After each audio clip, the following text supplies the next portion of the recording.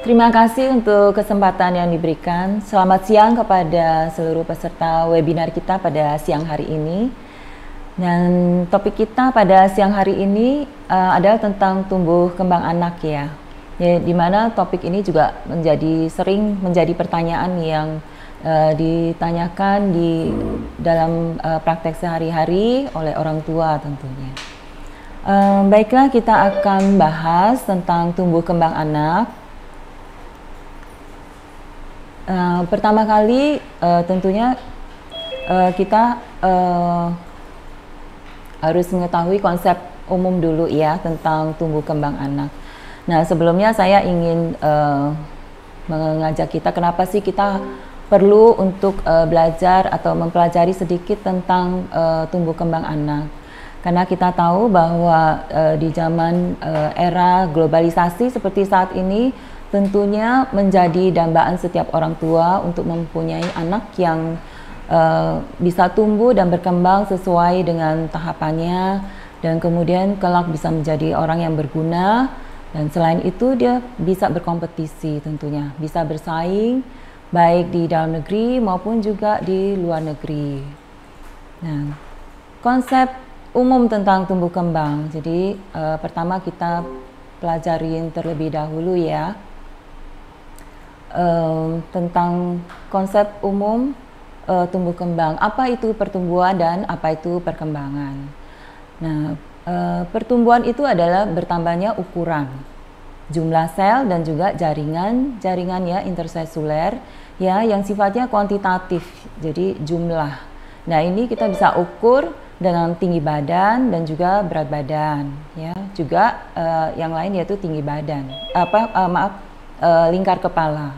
Sedangkan perkembangan itu adalah bertambahnya kemampuan struktur dan fungsi tubuh yang lebih kompleks. Jadi sifatnya lebih bersifat kualitatif. Di sini ada tujuan umum kita mempelajari tentang tumbuh kembang seorang anak. Jadi menjaga agar seorang anak itu bisa tumbuh dan berkembang tentunya melalui tahap-tahap pertumbuhan dan perkembangan baik secara fisik, mental, emosi, dan sosial sesuai dengan potensi yang dimilikinya agar kelak menjadi manusia dewasa yang berguna.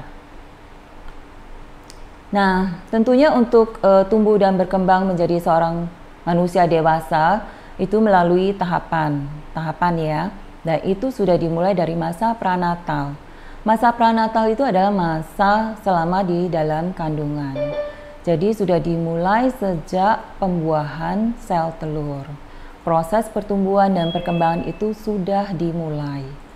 Jadi sebelum mempunyai anak itu harus dipersiapkan terlebih dahulu ya, karena kita mengetahui bahwa tahap tumbuh kembang itu sudah dimulai sejak masa di dalam kandungan. Dan pada masa pranatal ini merupakan masa yang dimana pertumbuhan dan perkembangan terjadi sangat pesat.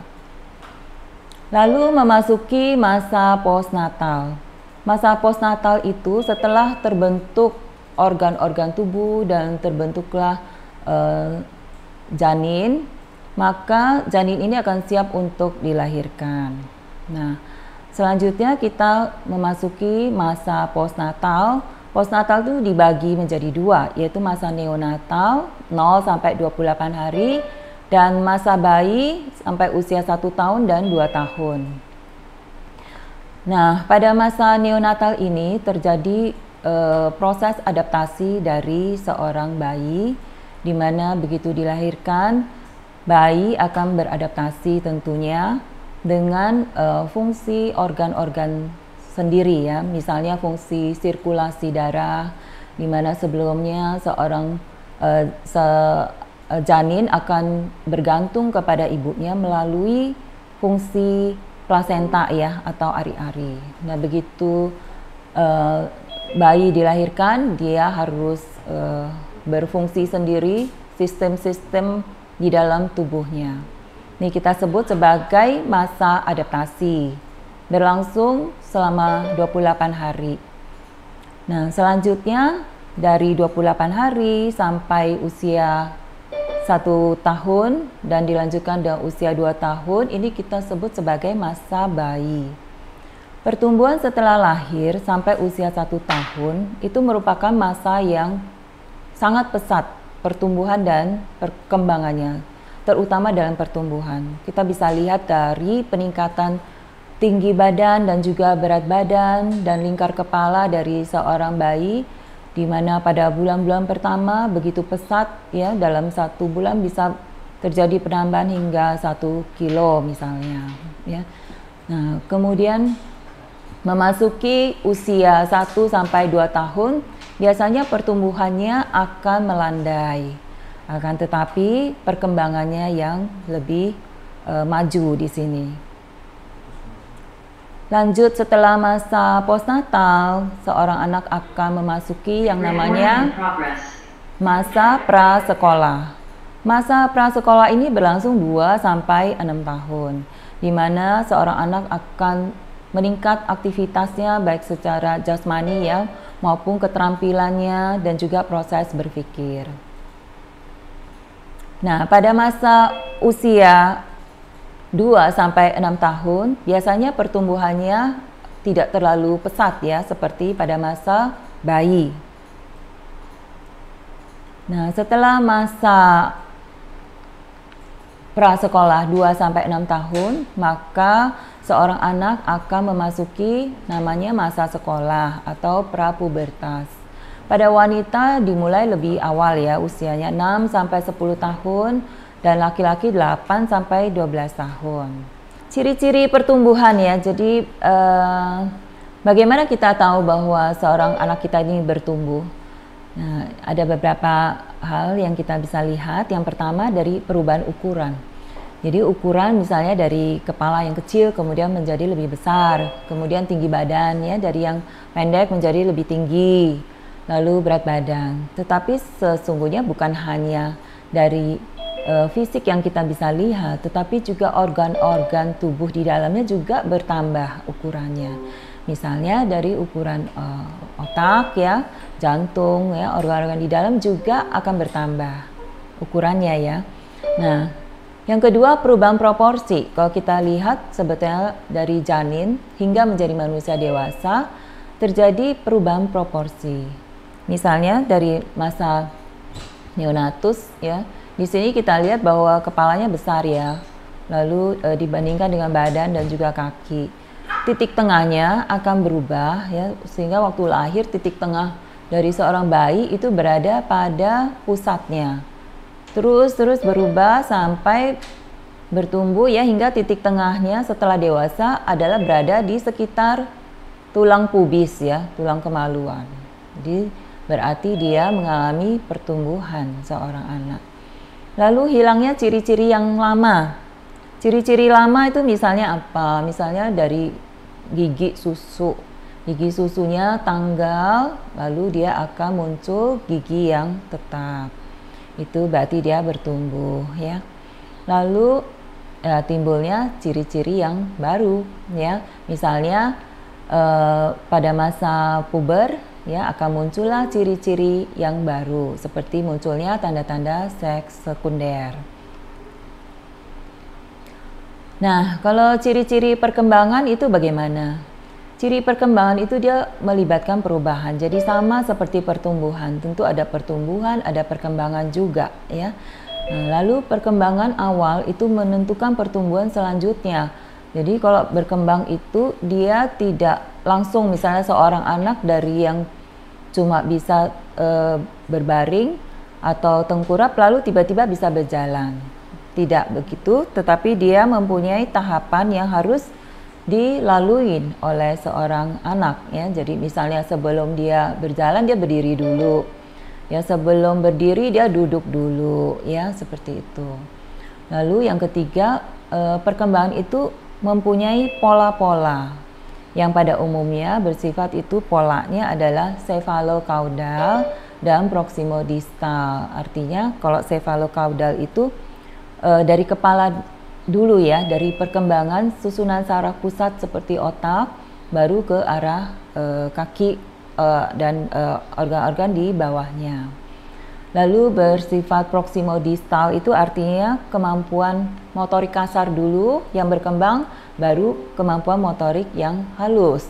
Misalnya mengangkat tangan, menggerakkan tangan, baru kemudian jari-jarinya berkembang. Bisa menggenggam seperti itu ya. Nah, lalu perkembangan itu punya tahap yang berurutan.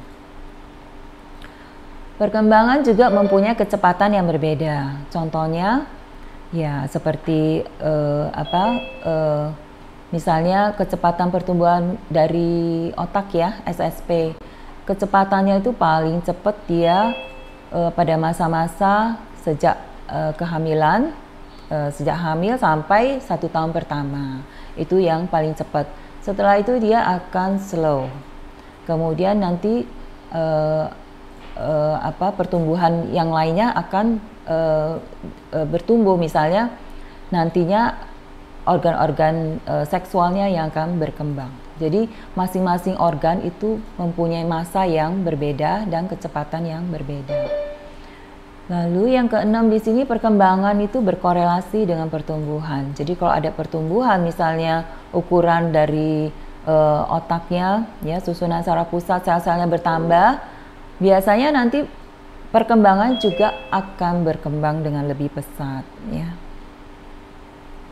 Nah, sekarang bagaimana sih kita untuk supaya anak-anak kita ini mempunyai tumbuh kembang yang optimal. Nah, kita harus tahu juga faktor-faktor apa nih yang mempengaruhi tumbuh kembang seorang anak. Ya, ternyata kita bisa bagi menjadi 2 di sini, faktor internal dan faktor eksternal. Faktor internal itu misalnya dari ras suku bangsa ya. Jadi ini kan internal itu umumnya yang kita tidak bisa rubah, sudah dari sananya ya. Nah, kalau eksternal itu yang bisa kita intervensi, ya bisa kita rubah, kita lakukan usaha gitu, ya. Nah, internal misalnya ras, contohnya apa sih yang tumbuh kembangnya berhubungan dengan ras? Ya, misalnya suku bangsa Eropa ya, mereka punya ras yang besar-besar, tinggi-tinggi. Nah, itu berbeda dengan misalnya ras dari Asia. Lalu faktor keluarga, misalnya keluarganya tinggi-tinggi semua, ya. Nah itu otomatis anaknya juga tinggi-tinggi ya, kecuali punya kelainan ya, itu lain lagi, ya. Kalau keluarganya misalnya mempunyai yang pendek-pendek, itu biasanya juga anaknya akan pendek-pendek, atau yang misalnya gemuk ya, anaknya juga akan cenderung gemuk. Lalu faktor umur yang tadi sudah dijelaskan bahwa perkembangan itu sesuai juga dengan umurnya ya, ada periode tertentu. Kemudian jenis kelamin.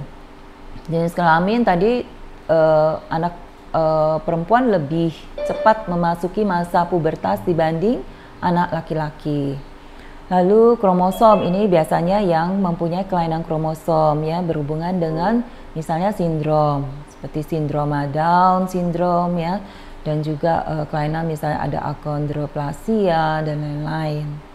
Itu faktor-faktor di sini yang tidak bisa kita rubah ya, karena sudah memang sudah demikian ya. Nah, di sini ada faktor eksternal. Yang kedua, faktor eksternal apa aja?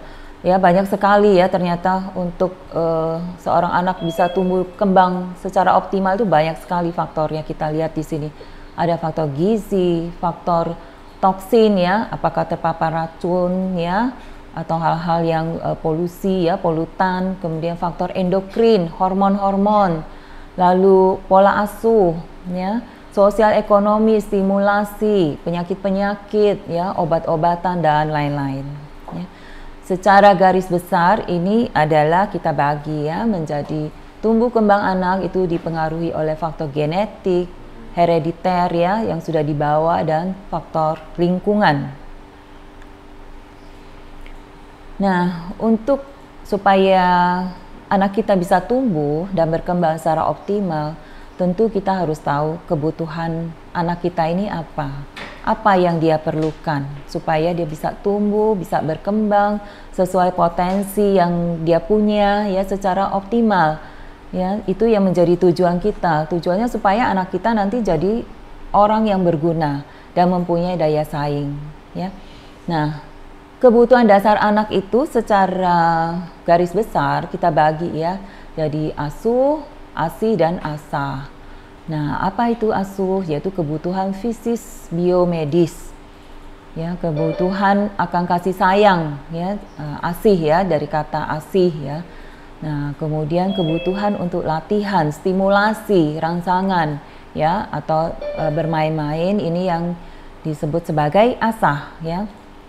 Jadi ini udah terkenal ya, ini kita selalu dalam tumbuh kembang anak, kebutuhan dasar anak itu harus ada asih, asah dan asuh. Nah, kita akan bahas satu-satu ya, yaitu pertama tentang asuh. Asuh itu mengasuh ya, jadi kebutuhan fisik terutama ya, kebutuhan fisik seorang anak itu apa yang kita harus penuhi ya, sebisa mungkin, seoptimal mungkin, semampu kita ya. Ya, jadi dari sini adalah faktor yang pertama nutrisi. Nutrisi ini penting. Jadi menjadi orang tua kita juga harus mempunyai pengetahuan tentang gizi yang cukup ya, tentang pengetahuan tentang gizi yang baik ya. Nah, sehingga kita bisa memberikan kepada putra-putri kita ya, anak-anak kita gizi yang sesuai yang dibutuhkan oleh mereka dalam tumbuh kembangnya. Jadi nutrisi yang bagaimana ya, nutrisi yang adekuat ya dan seimbang.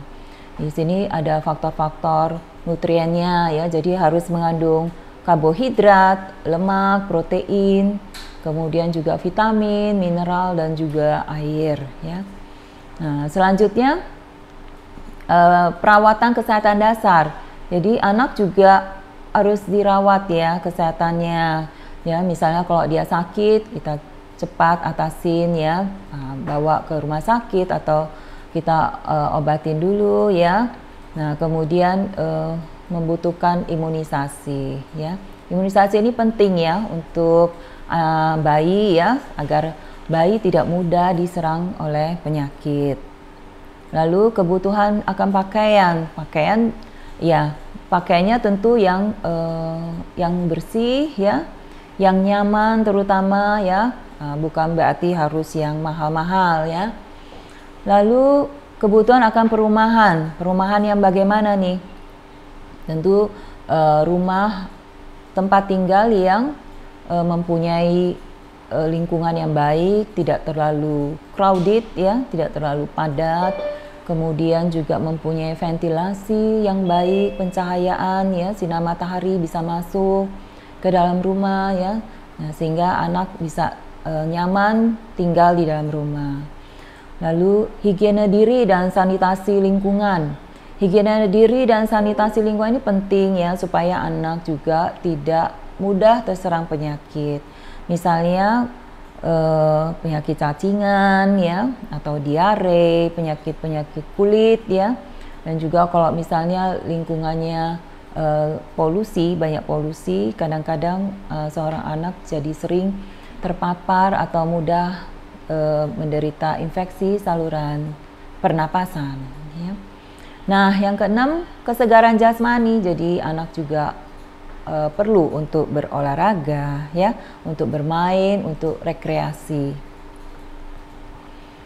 Nah, yang kedua yaitu tentang ASI ya. ASI itu kasih, jadi tentang kasih sayang. Seorang anak itu juga butuh kasih sayang dalam bentuk apa saja.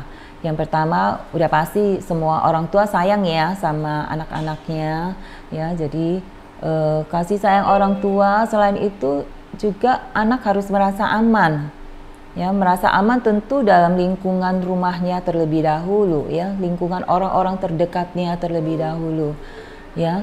Nah, lalu harga diri, jadi anak butuh untuk dihargain ya, dihargain pendapatnya misalnya ya. Nah, dihargain akan prestasinya ya. Nah, seperti itu. Dan kebutuhan akan sukses. Jadi anak itu akan merasa senang, bahagia apabila bisa memenuhi harapan-harapan dari orang tuanya. Lalu kemandirian ya, di sini anak tentunya kita harus mengajarkan anak juga supaya bisa mandiri. tentunya sesuai dengan kemampuan anak itu, ya. Nah, perlu juga dorongan atau support, misalnya anaknya mengalami suatu masalah, ya, baik dalam lingkungan keluarga, pertemanan dan lain-lain, ya. Ya, orang tua di sini juga butuh untuk mensupport, ya, membantu memberikan solusi bagi anak tersebut, ya. Nah, lalu kebutuhan untuk mendapatkan kesempatan dan pengalaman. Jadi memberikan misalnya anak itu kesempatan untuk melakukan suatu pekerjaan ataupun suatu hal-hal yang baru, ya, dicoba, diberikan kesempatan sehingga anak itu mempunyai pengalaman, ya, mau berhasil atau tidak berhasil, tetapi anak itu akan mendapatkan kesempatan dan pengalaman yang tentunya akan sangat berarti buat anak tersebut, ya. Juga rasa memiliki, ya, memiliki keluarga, ya, memiliki barang-barangnya, kesayangannya. Misalnya kalau seorang anak punya bantal kesayangan atau mainan yang kesayangan, ya, kita juga harus menghargai itu, ya. Jangan oh ini sudah jelek, sudah apa, lalu kita buang, ya, padahal anaknya sangat mencintai barang itu misalnya, ya. Kemudian kebutuhan dasar, ya, yang terakhir yaitu asah, yaitu kebutuhan stimulasi. Nah, setelah kebutuhan fisiknya, biologinya kita sudah penuhin, lalu kebutuhan akan kasih sayang dan lain-lain kita sudah penuhin, bagaimana selanjutnya supaya anak kita ini bisa bersaing, bisa jadi orang yang berguna, ya, berguna bagi keluarga, bagi lingkungan, bagi masyarakat, ya. Bagaimana caranya? Tentu anak ini butuh pendidikan, ya, dan pelatihan. Nah, dia butuh stimulasi, ya. Jadi butuh stimulasi atau rangsangan, ya, untuk dia supaya bisa berkembang, ya. Nah, jadi diasah. Kalau pisau itu diasah, ya, supaya tajam. Ya, kalau anak melalui diasahnya lewat pendidikan dan pelatihan. Jadi ini stimulasi. Stimulasi ini merupakan cikal bakal proses pembelajaran anak, ya, melalui pendidikan dan pelatihan. Nah, stimulasi ini berarti rangsangannya dari lingkungan luar anak, ya. Kalau untuk anak-anak itu karena dunianya masih dunia bermain, tentu kita harus menstimulasi anak-anak dengan metode latihan atau dengan bermain-main supaya anak tersebut tertarik, ya. Nah, dan selain itu juga harus dilakukan dengan penuh perhatian dan juga kasih sayang, ya. Usahakan untuk lebih banyak berbicara kepada anak, ya, dan juga bermain. Nah, bermain itu bukan hanya untuk sekedar mengisi waktu luang, ya. Misalnya ya udah main aja gitu, ya, daripada nggak ngapa-ngapain gitu, main-main aja, ya. Sebenarnya bermain itu melatih, ya, melatih secara fisik, yaitu melatih otot-ototnya juga, ya, koordinasi, ya, kemudian melatih emosinya, ya, dan juga pikirannya, ya, itu dengan bermain. Melalui apa? Ya, melalui alat-alat permainan yang edukatif dan juga kreatif. Dikatakan bahwa periode ini dari lahir sampai 5 tahun itu merupakan golden years. Jadi golden years untuk terutama yang disebut stimulasi mental, ya. Ya, stimulasi mental ini nantinya akan berpengaruh kepada moral, perkembangan, ya, perkembangan moral etika, budi luhurnya, ya, supaya berperilaku yang baik, sopan santun, mempunyai adat istiadat yang baik, ya, kepribadiannya mantap, ya, cerdas, mandiri, kreatif, terampil, produktif, ya. Nah, seperti itu. Ini yang kita harapkan, ya. Jadi melalui stimulasi mental. Nah, sudah kita mengetahui apa saja yang dibutuhkan oleh seorang anak. Nah, sekarang kita ingin tahu bagaimana sih kita menilai tumbuh kembang anak itu. Nah, kalau pertumbuhan fisik itu lebih mudah, ya. Biasanya kalau Bapak Ibu membawa anaknya atau bayinya ke dokter, itu akan diperiksa ya berat badan, timbang, lalu diukur tingginya, lingkar kepala dan lingkar lengan atas. Kok lingkar lengan atas ya lebih jarang ya dikerjakan. Biasanya cukup dengan berat badan, tinggi dan lingkar kepala. Nah, ini adalah cara-cara mengukur ya dengan timbangan ya. Nah, ini kalau di puskesmas ya ataupun di institusi kesehatan lainnya itu ada namanya chart ya. Jadi chart ini untuk melihat grafik ya, grafik untuk melihat tumbuh kembang anak, apakah anaknya itu bertumbuh sesuai dengan yang kita harapkan ya, sesuai dengan pertumbuhan yang normal.